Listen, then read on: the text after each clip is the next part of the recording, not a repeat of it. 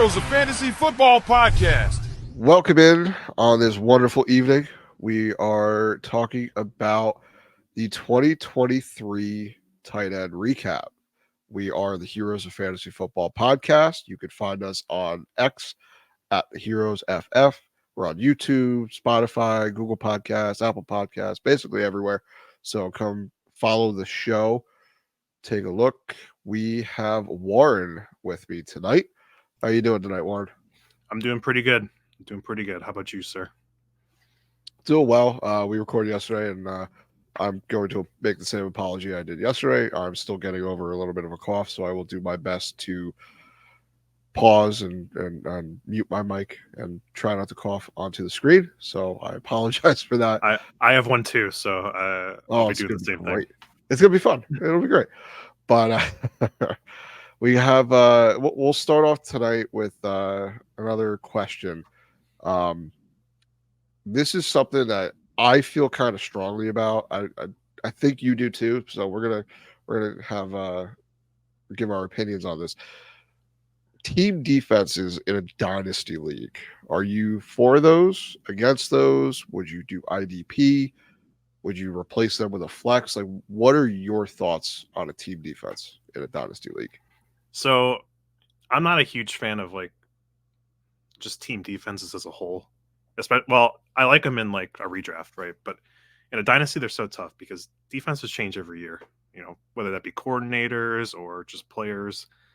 You know, players retire on defenses. Like it's, you know, you could draft a defense when they're really good, and then the next year they could lose their coordinator and they could suck, and it could change just like that. So, me personally, I prefer IDP, just because you know what you're getting in a player. You know, you could draft a young player; he'll be good for a while. I know we tried that in our dynasty league; it didn't go over too well, but yeah, I don't think we really gave it that much of a shot. No, definitely not. But yeah, that's kind of where I lean. We originally started our dynasty league that we're going to year 6 now. We started it with team defenses. We drafted a defense. I've always kind of been against defenses in dynasty specifically because of what you said. They change over so quick. You're treating 11 guys as one player. And to me, it just doesn't make that much sense in a dynasty specific league. Redraft, yeah, it's your draft. It's for that season. It's okay, but for dynasty, like I'd much rather have a flex. You know, that's kind of what we did. We added a flex and we replaced them. I'm also against kickers, but in our league, I guess I'm alone or one of the few that are fighting that fight. So, and I lose every time. So, kickers and defenses in dynasty they don't make sense to me, and I'm sorry. Yeah, I don't mind kickers as much as defenses, but yeah, team defenses just don't really make a ton of sense to me. But yeah. So if you're in that predicament, you know, put it up to a league vote. That's how you have to do it. Do the diplomatic way. Don't just roll with an iron fist if you're the commissioner. Say this is what we're doing. I would love to do that, but that makes for a very short-lived dynasty league. So try to be a man of the people or a woman of the people and figure that out. All right, on to the main event. Tight ends, the most wonderful position in fantasy that everyone loves to talk about every year, but they are important. They're a part of the game. You know, this year was a little bit better. You know, going into the season, it seemed like it was kind of like Kelce and Andrews. That was it. You didn't really care about the other ones. You were thinking the other ones were going to fail or not live up to the ADP. But this year was pretty surprising. I don't know. How did you feel going into the season? Did it change now that we're at the end? Like, what do you think about next year for the tight end position? Are you excited, or are you still like, I just want one, maybe 3 or 4 guys, and then I'm done? I don't want any of the others. I think that there's definitely a lot more relevant, you know, tight ends for going into next year. It's not like you said, it's not just the Kelce and Andrews now. You have some other players in there, and you know, that are worth like probably like a top I don't know, 8 or 9 pick, I'd say, in like a redraft league. So, it definitely adds, it's deeper in the player pool there. But I mean, like you said, like Kelce, for example, he was kind of quiet this year, actually, for the most part. We'll get into him later, but yeah, that's kind of my views on it. All right, yeah, that's I kind of follow the same suit there. Uh, I feel better about the tight end position for next year. This year was somewhat surprising. We're going to get into that in a minute, but I do think that now instead of having the top 2 or 3 guys that you want, I think it's actually somewhat deep.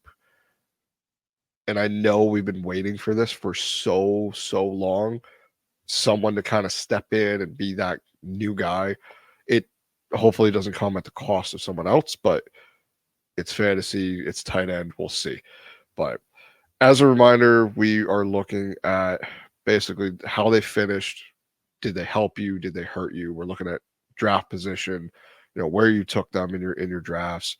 Did they exceed ADP? Did they meet it? Did they fall flat on their face like some of these guys did that we'll talk about? So we're going to categorize these as boom, good, and bust as we've done the other positions. A boom for a tight end was 15.8 or more fantasy points. Good is 9.6, and bust is less than 7.4. Those are the guys that finished usually outside the top 15. That's kind of where we made that mark. But first tight end here is a rookie, which this was probably the most surprising one in a long time. Sam Laporta of the Detroit Lions, rookie tight end, drafted basically undrafted. He was a tight end 24, averaged 11.3 fantasy points per game, had a 25% boom rate, 44% good, but 38% bust. Now, Laporta was really good, and he had 9 touchdowns during the fantasy season. So we're looking at weeks 1 through 17. We're not counting week 18 because by then you were done with your fantasy league. So I know touchdowns aren't a sticky stat, but I feel like in this offense, he's a big part of it. So I think those might be maybe not 9 next year, but I think you could probably slot him in for like 5 or 6. Is that do you think that's in the range, or do you think he can do more? I think that's probably about right for him. I mean, they did just keep Ben Johnson, so I mean that that offense is going to be pretty much the same.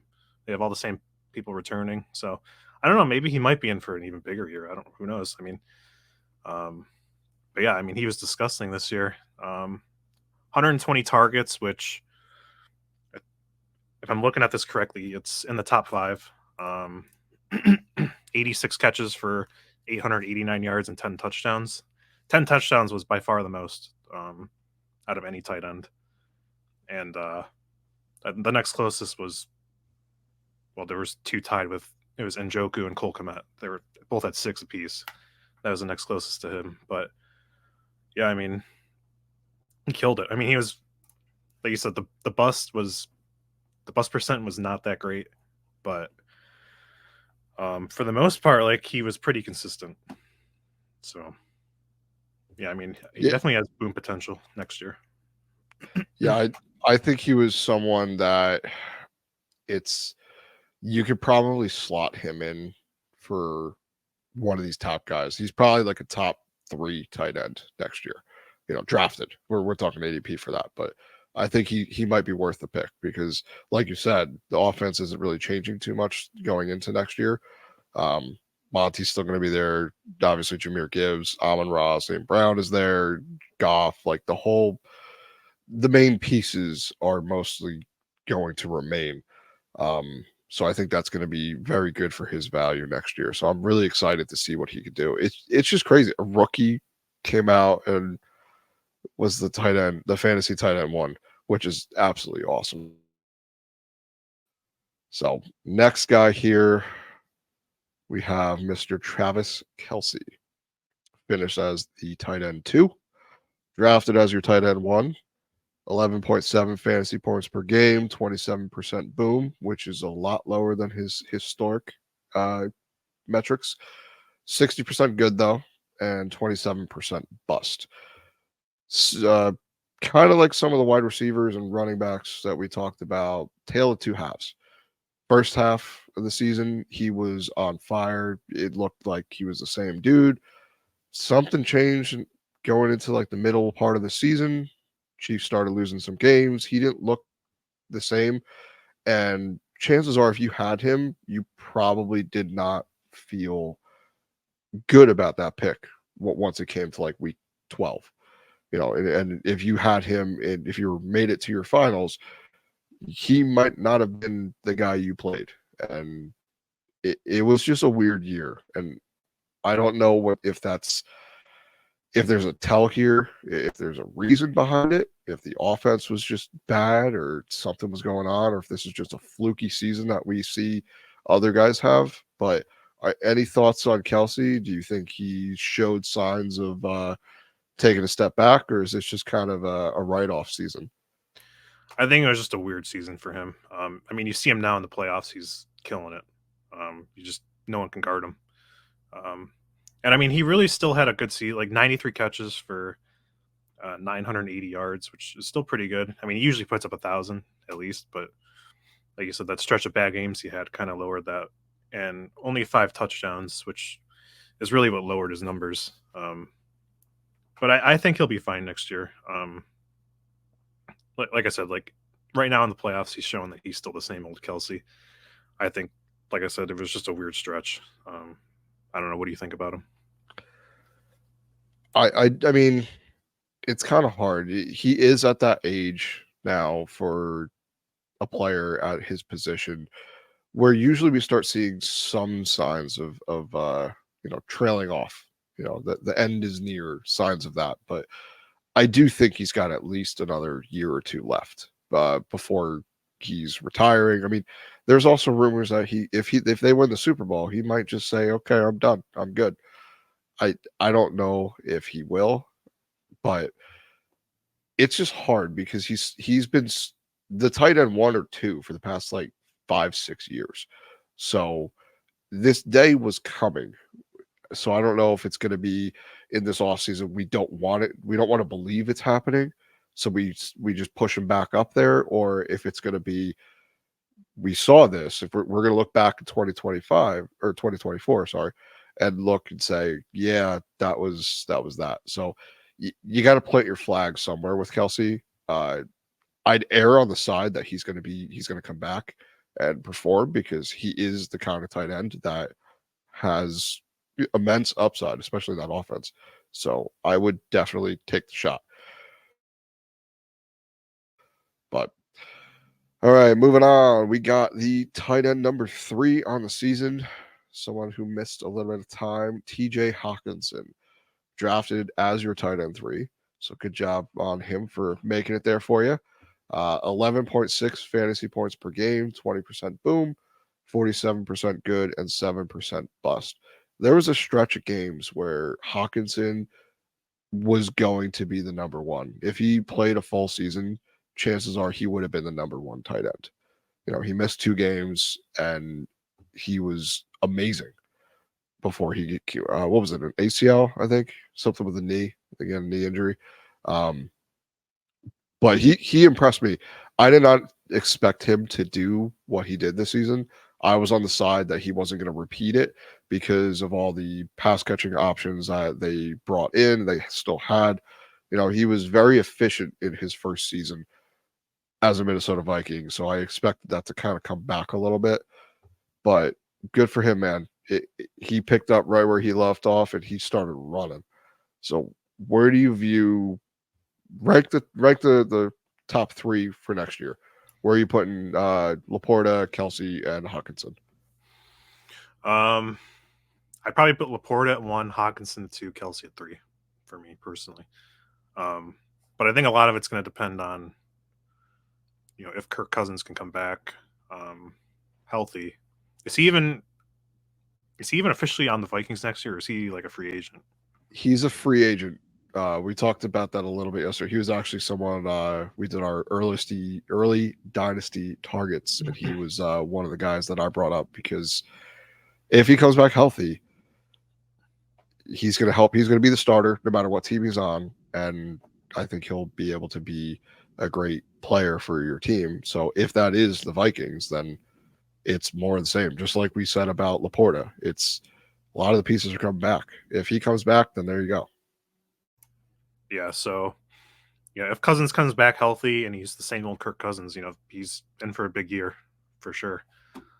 Finished this year with 95 catches, which was the second most among tight ends, and 960 yards, 5 touchdowns. So really solid year for him. And again, he missed 2 games. So yeah, I mean, he could have easily had the top spot, I think.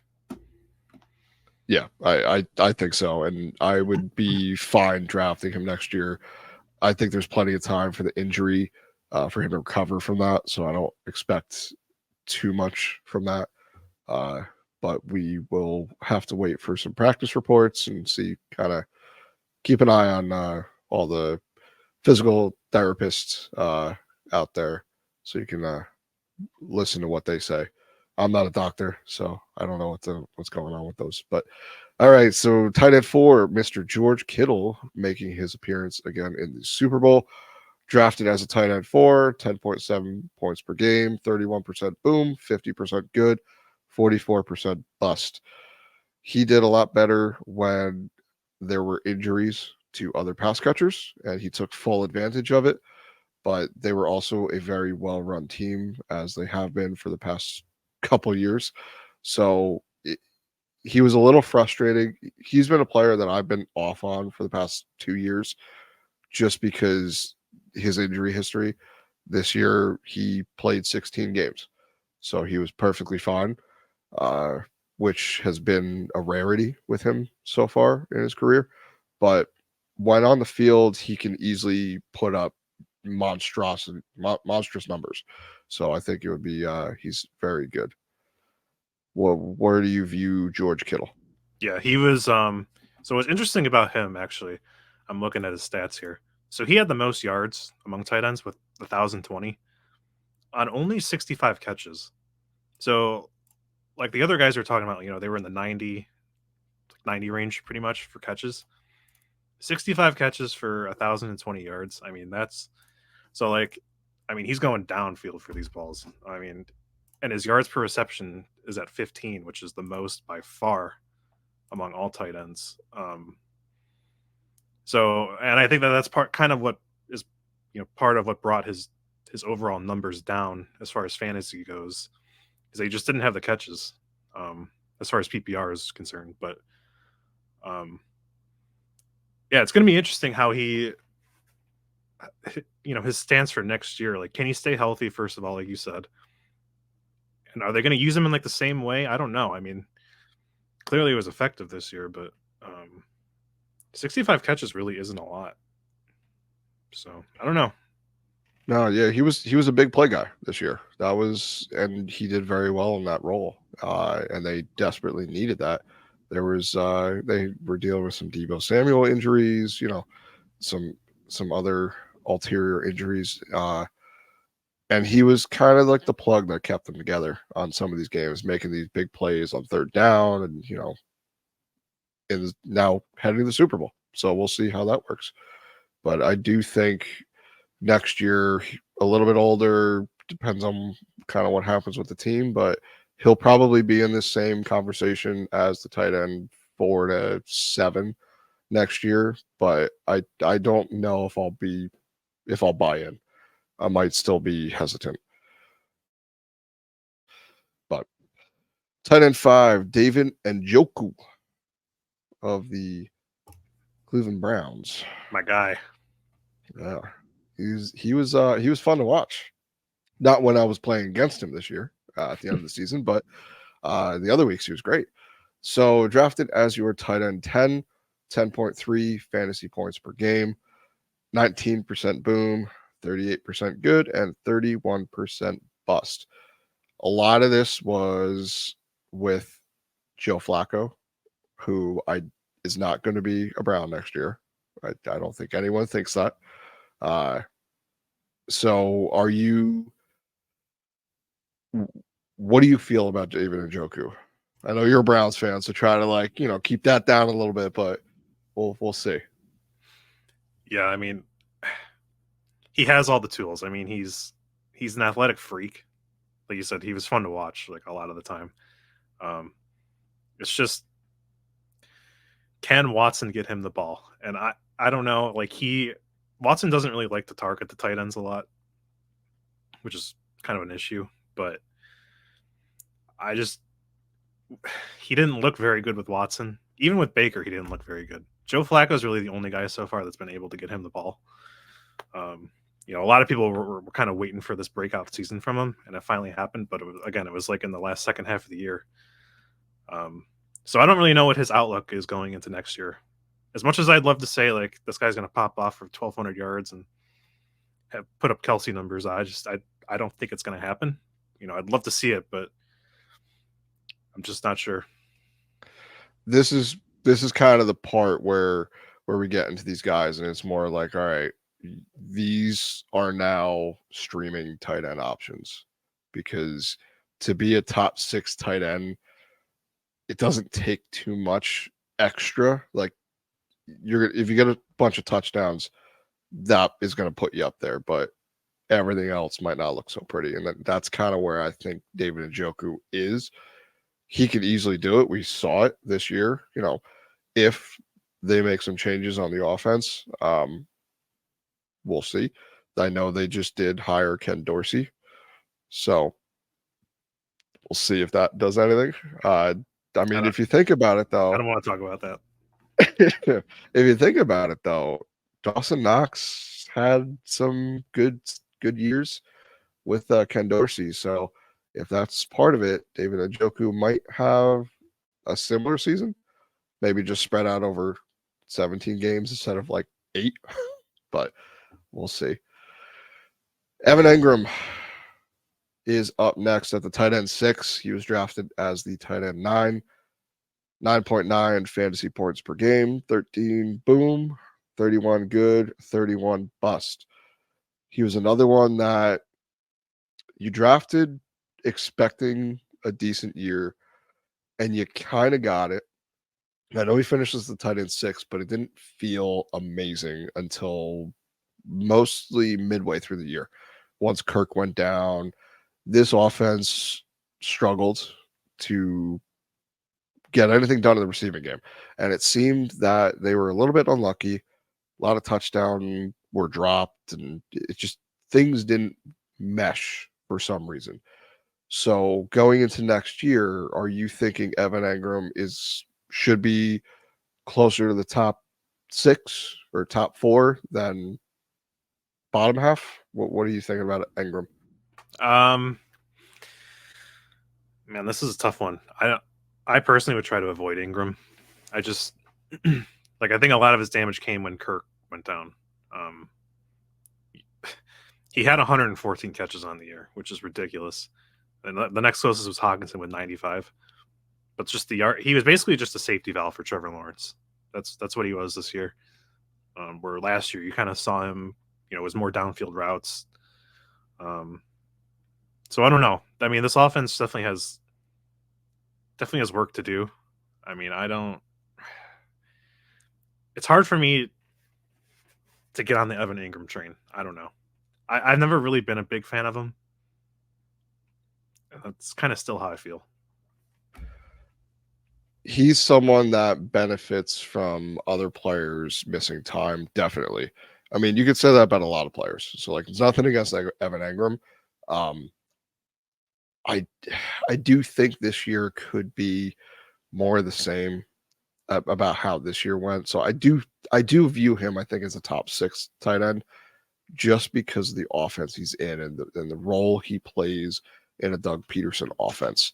I think he should be maybe not safe, but I think he carries enough upside and floor to make him valuable on your fantasy league, on your fantasy team. So I'm still in, like, I would be okay if you could draft him a little bit later. Like if you get him in the eighth plus round, which I think he probably will fall around there.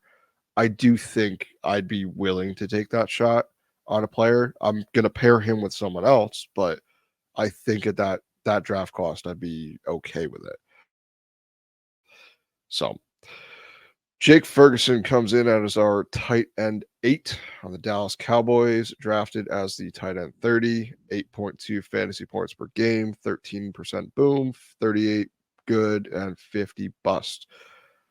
50 bust for a tight end, you feel that pretty bad. It doesn't feel good.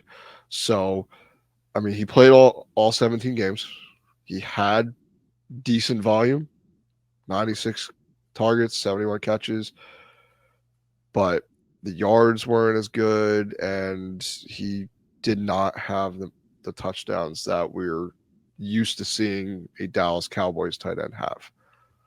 So, is this like Luke Schoonmaker is coming up in the on the team? Is he going to be taking over next year, or do you think it's still Ferguson's job? I think it's still Ferguson. It was really, his down numbers really in the first part of the year, the first half, pretty much. After the bye, I mean, he strung some pretty good games together, but it's just such a high powered offense that the ball has to be spread out, and they just have too many weapons. It's hard to get one guy, and I mean, CD Lamb obviously is just he counts as two players. He takes all the targets. Yeah, he takes all the targets. So, but I think for Ferguson, I actually kind of like his outlook for next year.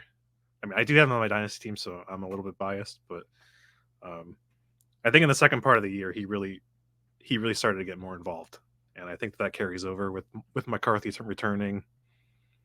But we'll see.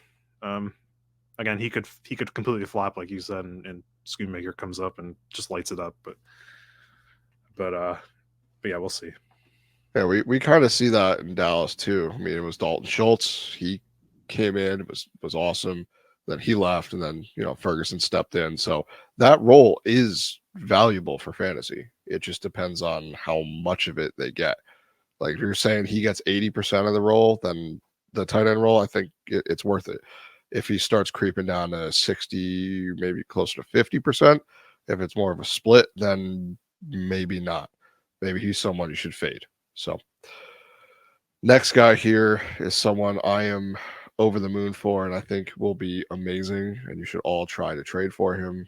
I'm definitely going to, unsuccessfully so, but I will try. Trey McBride on the Arizona Cardinals. He went undrafted. No one cared because Zach Ertz was there. He averaged 8.1 fantasy points per game, 19% boom, 25% good, 56% bust. Now, that bust rate is pretty high, but we also have to remember he played behind Zach Ertz until, what was it, like week 8, until he got injured.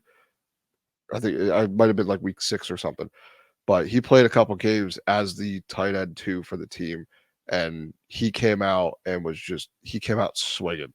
There was a point where he led the entire team in targets over a few weeks. So he's someone that could command a target. I know there's mock drafts of Marvin Harrison Jr. going to the Cardinals.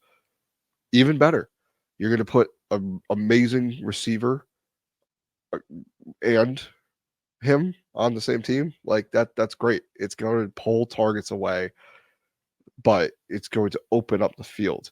He's not going to get as covered as much. And I think him and Kyler can pick up where they left off. So I'm over the moon for him. Yeah, he lit it up. I mean, like you said, the first, it looks like week 6 is when he came in. Because weeks 1 through 5, like he had 2 catches max for each week. And then yeah, it was like a rocket took off. So this guy has a huge boom potential. I think we skipped over Cole Kmet, but we can come back to him. We did. My scrolling was. It's the same old Cole Kmet though. He does the same thing every year. But yeah, I mean, this guy Trey McBride. Yeah, I mean, yeah, try to trade for him if you can, because he's gonna be really good. Yeah, I agree. I want him on every league I could possibly get him on. So I'm willing to trade a decent amount for him too. So let's go back to Cole Kmet quick. Minor error on my point. Looking at a small screen and little too fast on the scroll. Cole Kmet was drafted as your tight end 20, finished as the tight end 7, 8.7 fantasy points per game, 13 boom, 38 good, 50 bust. Same old Cole Kmet, like you said. Chicago Bears started slow, then Fields got injured and finished about the same. But Kmet is pretty good. I mean, he's someone I think has a decent amount of upside. He's just solid. And I know the bust rate was 50%, but I might pair him like he'd be perfect to pair with one of these, maybe a Brock Bowers coming in this year, or if he someone late this year. Pair Cole Kmet with him, and then you play the matchups, and I think it's worth it. Are you in on Cole Kmet for next year? I mean, he's if you want just a consistent guy, take Cole Kmet. I mean, he's the same thing every year. I mean, statistically, this was his best year so far. I mean, he keeps going up, so I mean that's good, I guess. But it's gonna be the same thing with him, like around 70, 75 catches, 700 yards. Like his touchdowns were actually up this year, 6 touchdowns, which is pretty good, tied for second most. So, but yeah, I mean, he's like a middle of the pack guy for me. Yeah, we'll see what. I don't know what the Bears are going to do. I feel like they're going to. I've been on the camp that they shouldn't trade Justin Fields, but I feel like they're going to because of the, when you trade a quarterback like that, if they're not your future, you have the first overall pick. When are you going to get that again? Hopefully not again, because that means your team did really, really bad. But it also resets the money for them. They don't have to pay Justin Fields because they're getting to the point where they're going to have to make that decision. So it kind of pushes that back a couple of years at least if they draft one of these guys at the top, because then they could use that money that they were going to pay Justin Fields and spread it around to offensive linemen and other wide receivers, bring more people in. So I think I'm switching. I think I'm on the camp that they're probably going to take one of these guys, but I am also on the side for fantasy. I think they should keep Justin Fields. I don't think they should trade him. But for real life football, that's I'm not the NFL GM. So, but all right. So tight end 10. Now that we're doing a little whoopsie daisies, Dalton Schultz came out your tight end 10, drafted as your tight end 21. 8.3 points per game, 14 boom, 43 good, and 43 bust. Texans were really, really good this year, and he was a decent part of it. I think he is going to be one of these guys that can probably maintain value next year. He's not going to be a flashy guy. He's the perfect guy, now that I think of it, to pair with Cole Kmet.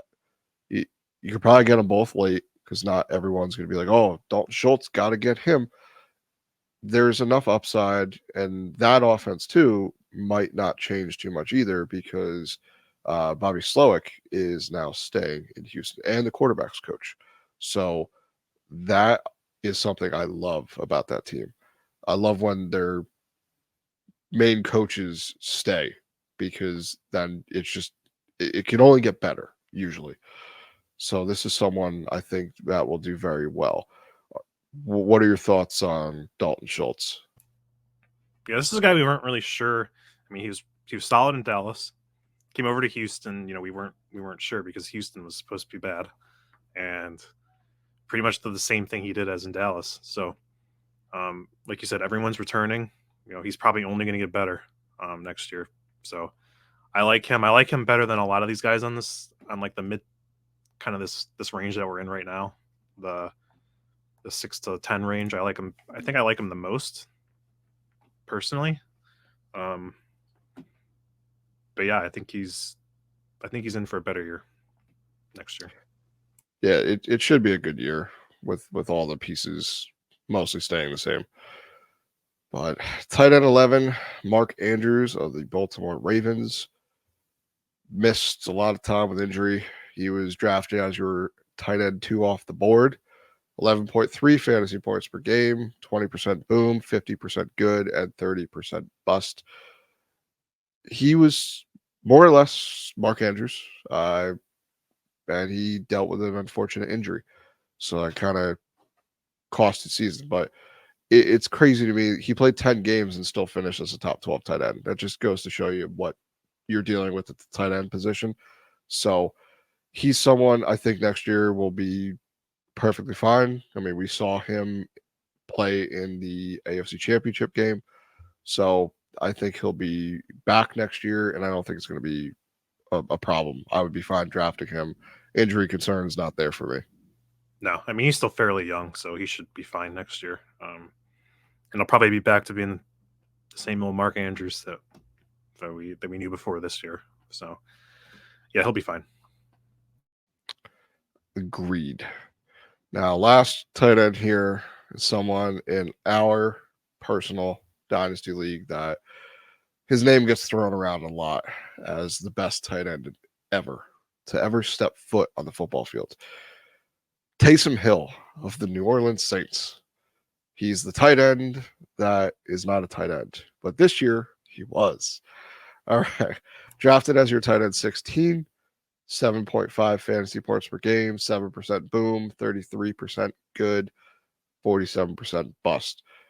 Usually, this is someone that is just a gadget player and has been to the annoyance of pretty much everyone except for Sean Payton when he was there as head coach. But there was a couple games. I was in a league this year that it was a super flex league. I lost a tight end and I needed a guy, and I saw him on the waivers and I picked him up and I played him, and it felt pretty fun. It was exhilarating.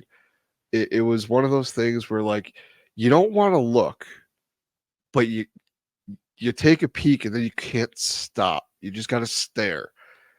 That's how I felt for a few weeks, and then woke up and realized that no, it's those couple weeks are what put him here. So, are you going to throw shade at the greatest tight end of all time? I mean, how can I? There's no way. I mean, he's clearly the GOAT. That's all I really have to say about him. Yeah, he's so much fun, but he's so annoying in fantasy because it's like it's always been: is he a quarterback? Is he a tight end? He doesn't have a position. He's just on the offense. That's it. He does whatever he wants. You just throw him out there and he does stuff. So yeah, as far as it's due for next year, I couldn't even tell you. I don't know. I'm gonna say he's not gonna repeat a top 12 tight end finish, and I would be willing to put money on that. But it's fun that people like this can make it into this. But hey, what else can you say about Taysom Hill? He's the definition of a boom or bust. You get more busts, but when the boom happens, you get to kind of dunk on your league. Be like, I beat you with Taysom Hill as my tight end, so suck it. It'd be cool. But moving on here, there were a couple tight ends that were drafted inside the top 12 that did not finish there. So let's talk about some sadness here. Starting us off here, Kyle Pitts finished just outside of the top 12 at tight end 13, drafted as a tight end 7. Basically, Arthur Smith is a terrible head coach, underutilized his players.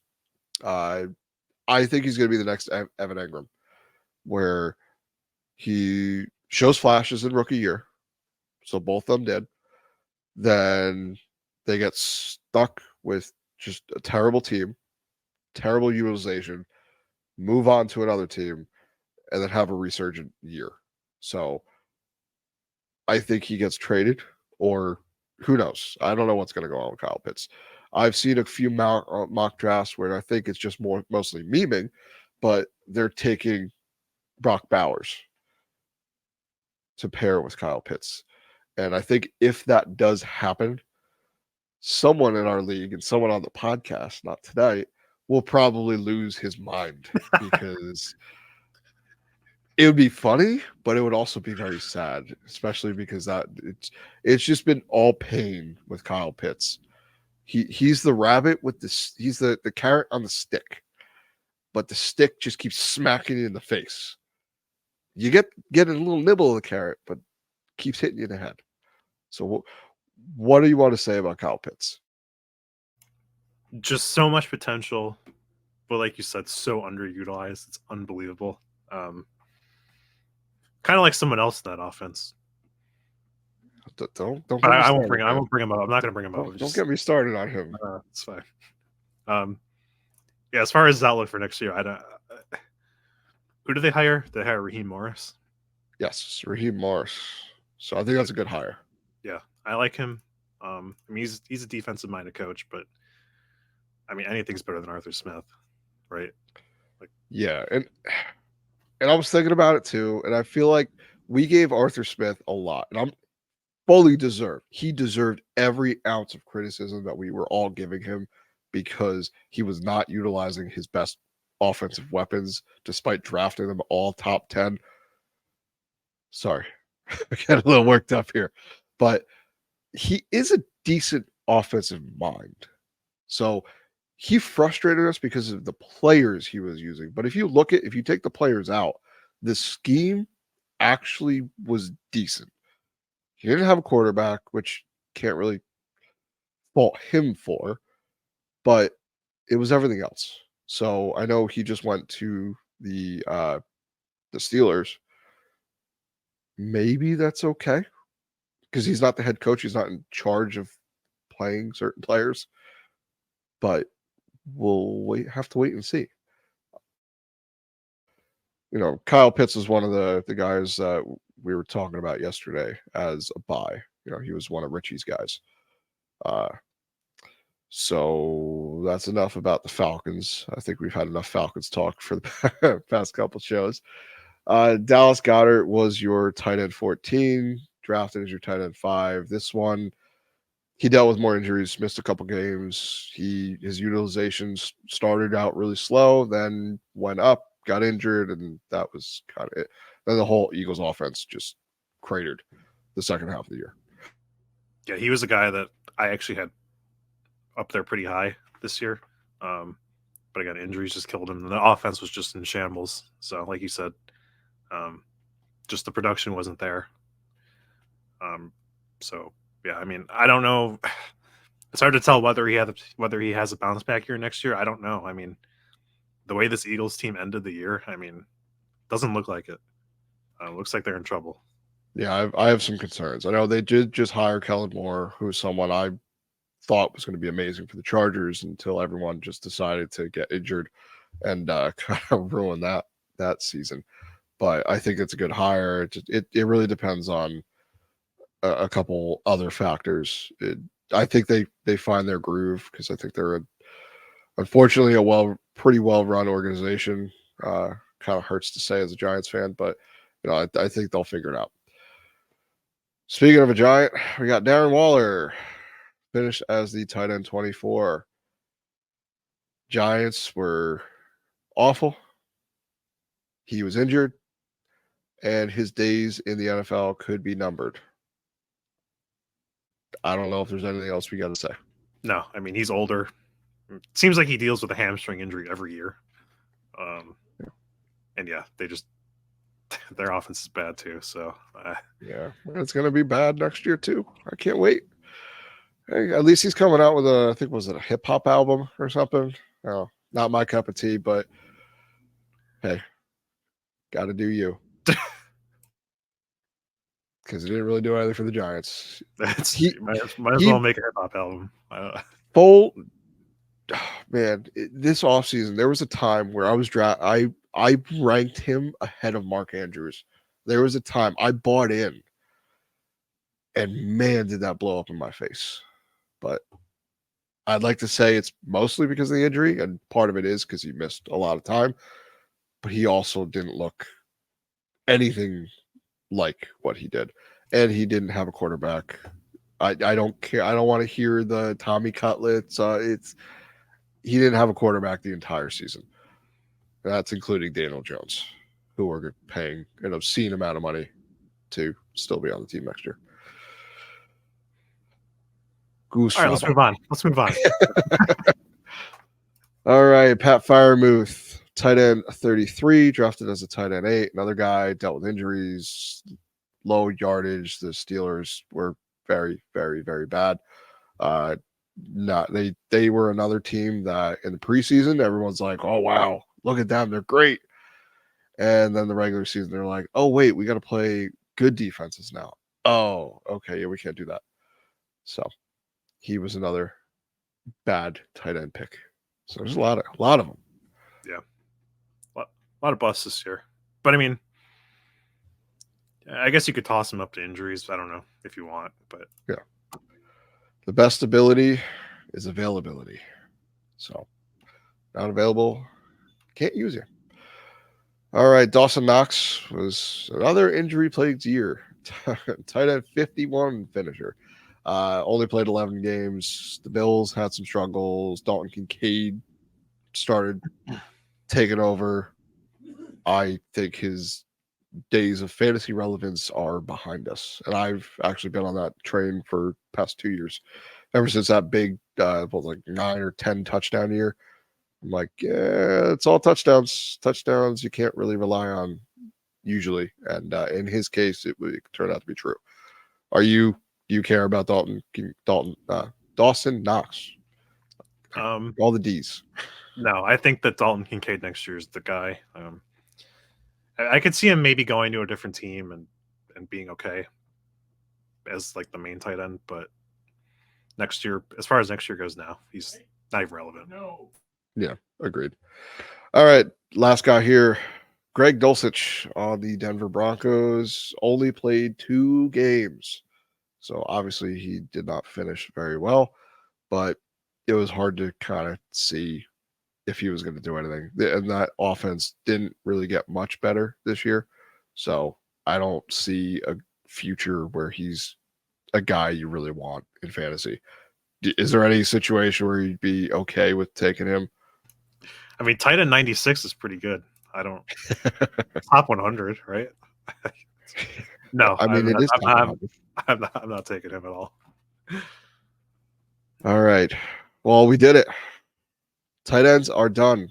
We did the full recap. And this time I didn't forget everyone. So forget the middle of the show. Just kind of watch it in different order. I'll put that in there. But it was a weird year for tight ends, but every year has been pretty weird. I do feel good about next year. I think it should be a little bit better to draft your tight end. You could feel a little bit more confident, or there's more hope, I guess I should probably say. Like, I feel there's a rejuvenation of the tight end position where it's not just 2 to 3 guys and then everyone else is the same person.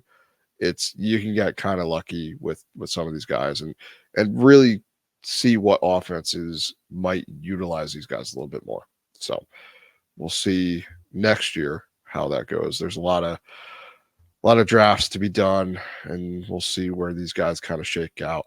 Because we got Brock Bowers is a rookie tight end coming out this year. He's the top guy, so I'm excited to see where he lands. But we're going to get into all of our rookie stuff momentarily.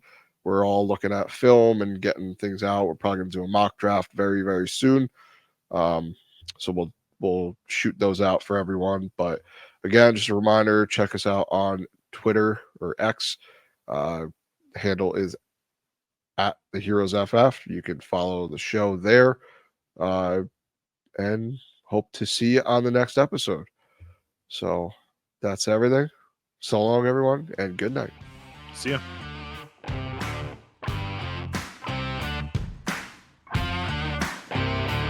Thank you again for tuning in to another episode of the Heroes of Fantasy Football podcast. Follow us on Twitter at the Heroes FF.